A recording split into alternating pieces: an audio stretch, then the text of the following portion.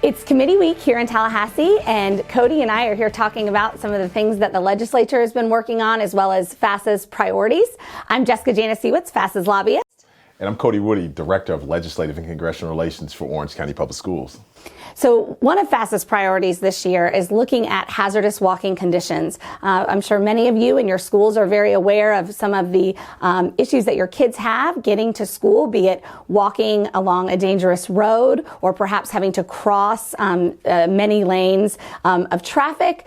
There's all sorts of barriers when our students are coming to school, and the school districts are trying as best they can to fill the gaps and bus students when they can. But one of the big issues is our actual statutory language. The definition of what a hazardous walking condition is really kind of convoluted and difficult to understand, and it's made it difficult to draw down money to fund busing kids around those particular barriers. Can you think of any barriers that you have in Orange County? So one of the things that we're dealing with is we're a high growth district. Our roads are congested, and we're definitely having trouble with kids running across the street, lack of sidewalks. Mm-hmm. So I think when we go deeper into the conversation, we have to kind of figure out where that money is going from. Mm-hmm.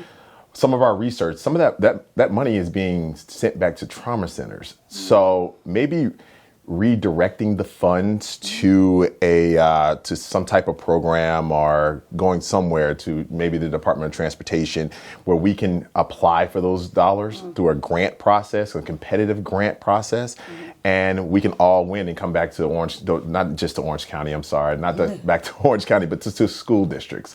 So maybe a different method of how the funding may go. So. Absolutely, and I think that'll be part of our conversation as we look to hopefully change the definition to make it easier to draw down those dollars, and then also get funds so that we can fund the projects or fund the transportation solutions to get kids to school safely. Because of course, student safety is important when they're in the school, but it's also important to get them to and from school as well.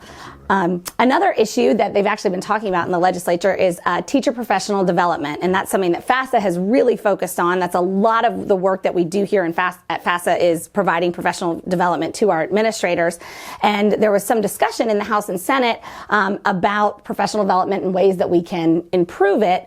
Part of what we're seeing is that there's a lot of requirements for employees, just whether you're a teacher or any other kind of employee, that your insurance or your particular office requires, training for child abuse, training for any kind of harassment, all those types of things that are very important, but they're not really professional development, right? We want to make sure our teachers are getting the best information so that they can continue to grow and develop in their classrooms and help students. So there's been a little bit of conversation about that. Another important issue that kind of goes into teacher professional development is instructional materials, because of course without instructional materials, there's not much you can do in the classroom, right?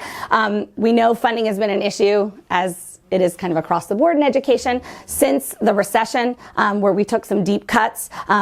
All of our categoricals have slowly increased, but we have not gotten back to that kind of high water mark, if you will. And the issue there is, as we know, with everything that we do, everything costs more than it did 12 years ago. And instructional materials are exactly the same. So as we look to roll out the new standards, which we anticipate coming at the end of December, January, we certainly want to make sure that there's funding there so our school districts can purchase the instructional materials that they need to teach the new standard. Another area that we're looking at FASA is early learning. And, we've seen in the last couple of years, there's been a real conversation surrounding early learning and the quality of our early learning programs. It's kind of all over the place, if you will, what services there are that are out there. Of course, we have VPK, and we have some school readiness dollars that go to needy students providing early learning opportunities. But there's everything from some really, really high quality programs to some students who aren't served at all. What are you all advocating for in Orange County with regard to early learning? That's actually a great question. So we're advocating for full day VPK.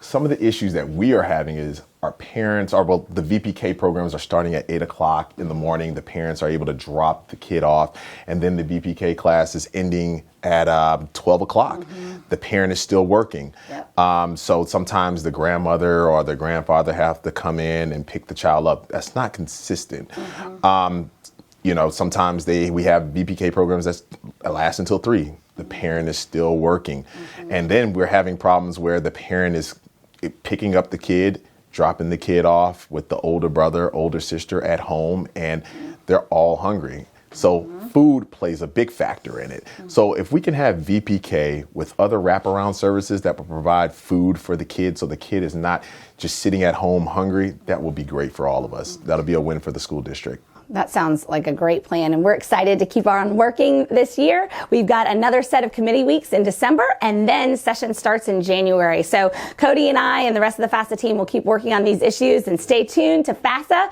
for videos and updates as we make progress this legislative session.